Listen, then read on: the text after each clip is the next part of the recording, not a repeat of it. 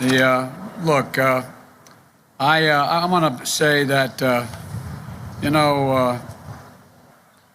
or do you just ignore you and all the folks all over America? To cut off funding for school PPE, masks, and protective gear. His response during the deadly pandemic. And here comes the train that he tried to make sure didn't continue to run. No, that's the commuter. All right. No, that's what. So that many union women and men in Ohio